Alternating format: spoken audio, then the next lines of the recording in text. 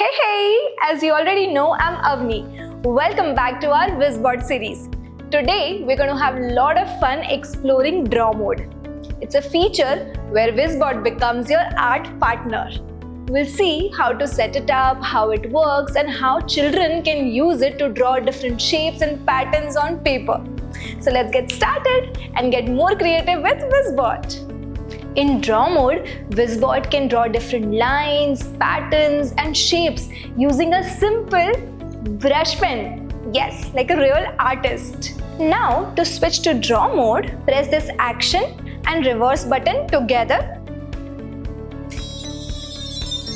You'll hear a buzzer and a LED turn purple. This is your cue that Wizbot has switched from grid mode to draw mode. Let's try something in draw mode. Just press forward, right, reverse, and left to see what actually happens. But now, insert your pen before actually pressing the go.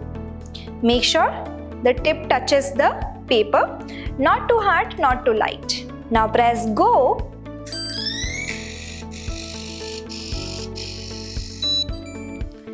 Do you see the difference in how it moves? Now the steps are shorter and the turns are on the own axis, making the movement and lines more precise.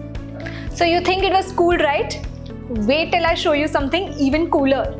Wizbot can draw curves as well. So hold down the direction button, either right or the left, and press it for a few seconds till you hear this buzzer. And then press go. And boom, you've got a perfect arc. Are you ready for a little more fun? Let's make a heart shape by using Wizbot. So let's keep the Wizbot here to give the initial angle for heart. Then let's press the clear button first to clear the previous code from the playlist. Now press the forward button twice. Then long press right button to make the right arc. Let's do it one more time. Then let's press left button for left turn. Now let's create two more right arcs. Then again 2 steps forward to complete the heart. Let's press go. But before that, don't forget to add the pen.